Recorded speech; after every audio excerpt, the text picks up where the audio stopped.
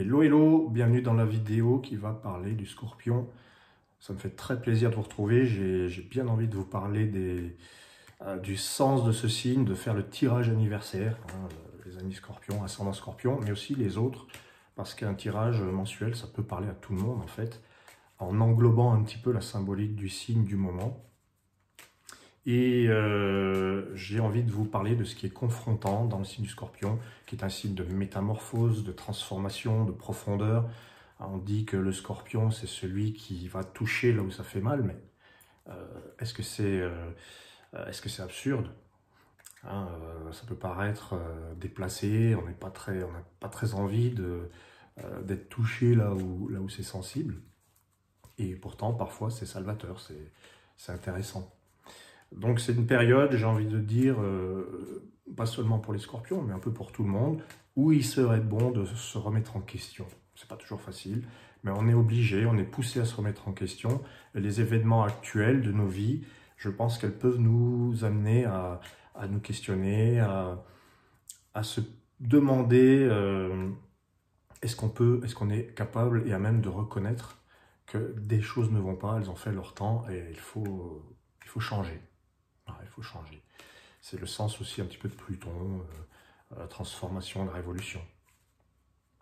Alors, je fais un tirage anniversaire, je rappelle, pour les Scorpions, ascendant Scorpion, et ceux qui auraient peut-être la dominante Scorpion, mais aussi, je pense, c'est intéressant d'offrir ce tirage à tout le monde, en fait, hein, sans faire de... je sais pas, il n'y a pas de différence, parce qu'à chaque fois que je fais un tirage, moi, ça me parle. Alors, la première carte pour le tirage anniversaire des Scorpions, c'est l'oracle blanc, qui nous pousse à communiquer. L'oracle, en première position, il prend la couleur de l'élément blanc et il nous demande si on est à même d'écouter et même d'entendre ou de dire les choses. Et c'est pour ça, en cette période de confrontation, de renaissance, de métamorphose, eh bien c'est par la communication que ça va passer. Est-ce que je suis à même de dire les choses? Est-ce que je suis à même de les recevoir? C'est pas simple. Et on va avoir des confrontations.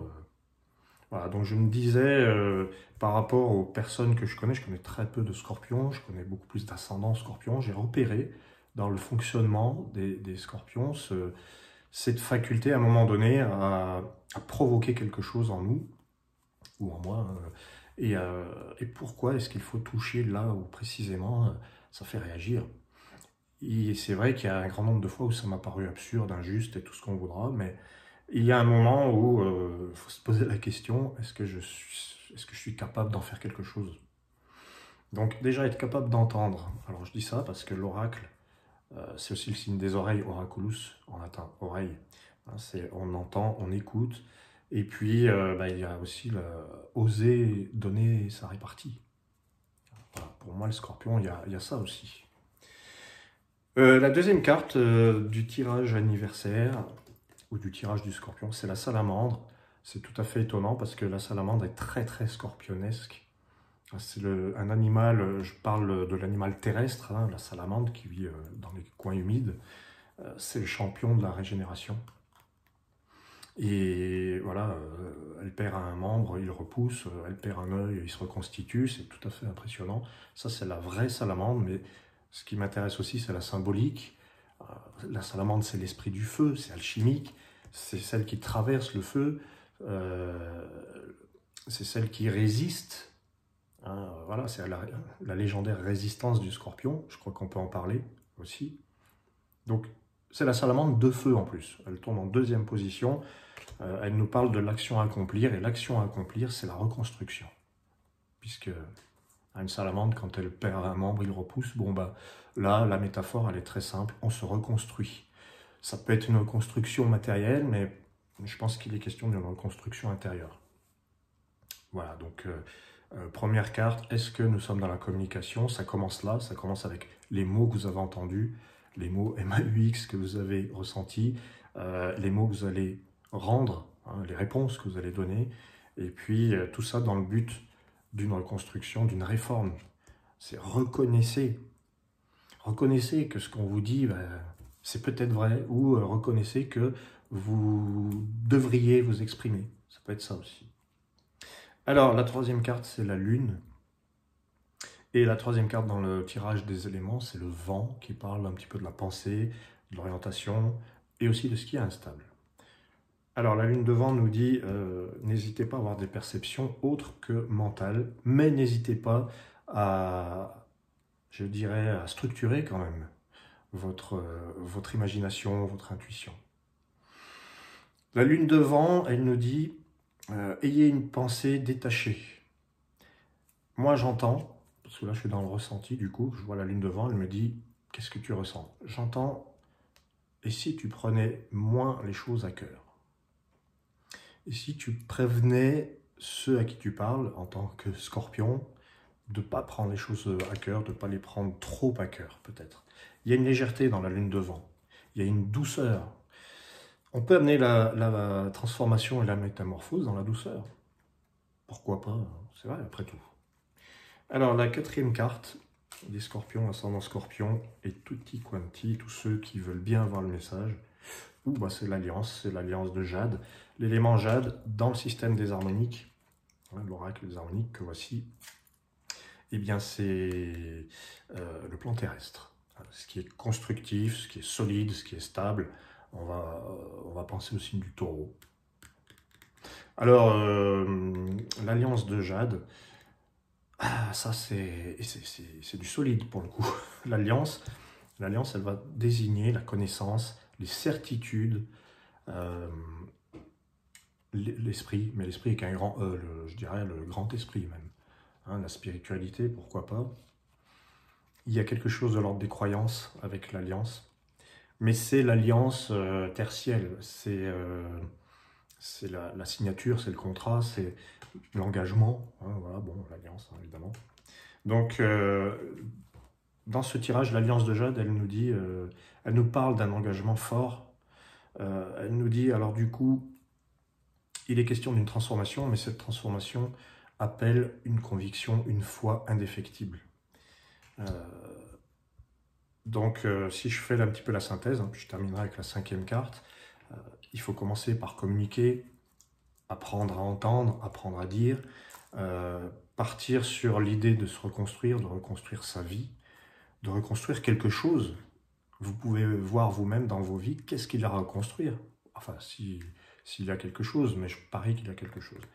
La troisième carte vous parle de douceur aussi, d'une perception différente, de ne pas prendre les choses à cœur et d'être dans un certain détachement, parce que la période est peut-être compliquée et difficile, on vous a touché, hein, vous êtes ému de ce qu'on vous a dit, vous êtes perturbé, eh bien la lune de vent vous demande de vous alléger.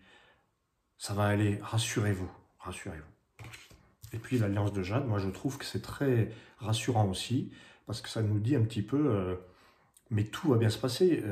Il y a des choses qui sont indéfectibles. Hein. C'est la sécurité aussi, je trouve, cette alliance de Jade. Et la dernière carte, je vais la découvrir avec vous, les scorpions, ascendant scorpion. L'empreinte d'ambre.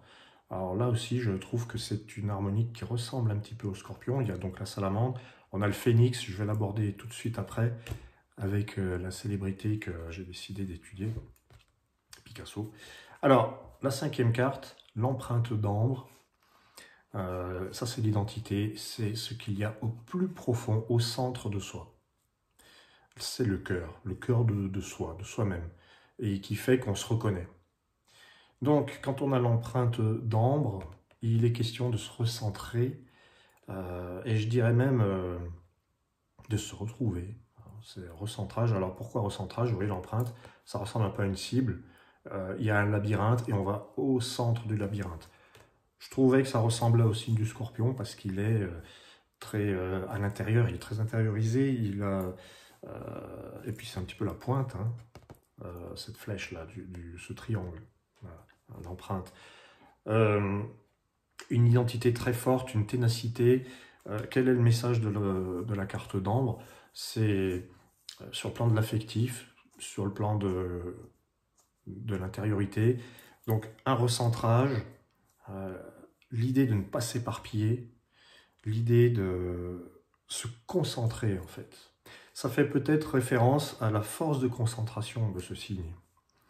Ça fait peut-être référence aussi au fait de cibler, parce que l'empreinte, c'est ce qui fait qu'on est unique. C'est pour ça que dans ce tirage, il y a au moins 2 cartes qui ressemblent beaucoup, beaucoup au Scorpion. Alors le message de l'empreinte d'âme, c'est recentrez-vous, rejoignez votre propre centre, ce qui est au cœur de vous-même. Ne vous éparpillez pas, c'est ça aussi. C'est vrai que c'est un tirage qui va parler d'ouverture avec la première carte, mais sans se répandre dans, dans des blablas, dans des réflexions qui n'en finissent plus. Cette empreinte d'ambre, elle dit vous savez ce qui est bon pour vous, allez-y. Vous savez que c'est ça. Je crois qu'en fait, ce tirage vous dit vous retrouvez. Enfin, vous pouvez vous retrouver. Enfin, si vous étiez perdu, si d'aventure vous étiez perdu. Donc voilà. Mais il y a une reconstruction qui est importante. Cette reconstruction vous permet de vous retrouver, d'être vous-même, de ne pas vous compromettre dans des choses qui ne vous ressemblent pas, qui vous éloignent de votre centre. Alors voilà, le centre. Puis il y a quelque chose de l'ordre qui est très ombilical là. Hein.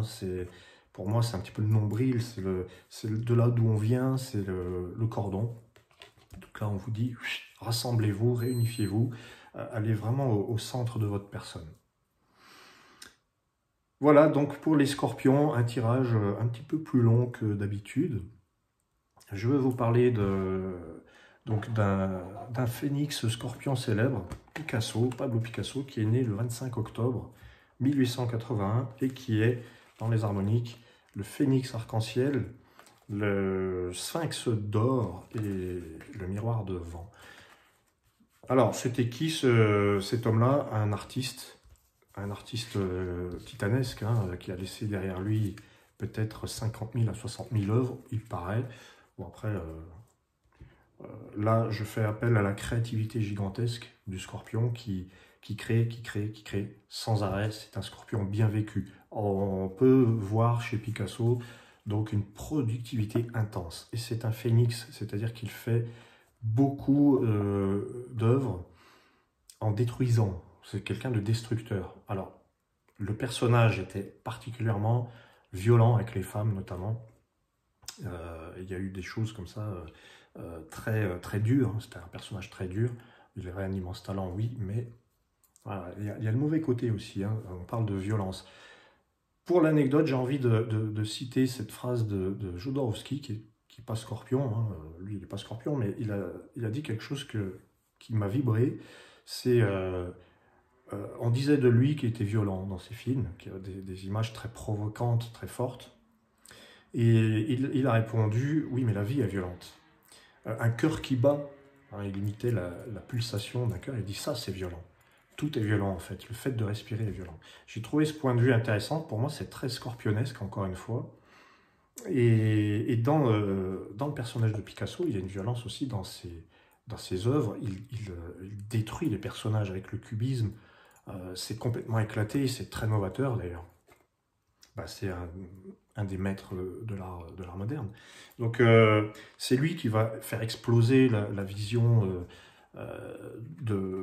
des tableaux et de tout ce qui est bidimensionnel. Il va apporter la 3e dimension, il va tout exploser, il va révolutionner le monde de l'art. On aime, on n'aime pas, mais... Il y a donc le côté aussi recyclage. Moi, je me souviens de cette tête de taureau qu'il a faite en récupérant une selle de vélo, puis un guidon de vélo, hop, voilà, tête de taureau. C'est le phénix dans toute sa splendeur qui récupère des choses et qui les transforme, qui en fait autre chose. Mais le phénix, c'est pas seulement ça chez lui. Il a dit lui-même, un tableau est une somme de destruction. Il fait quelque chose, il le détruit aussitôt pour créer autre chose. Et puis il y a ces fameuses périodes. On dit période rose, période bleue, mais il n'y a pas que ça. C'est un personnage en constante reconstruction et avec une très grande force de la destruction, justement.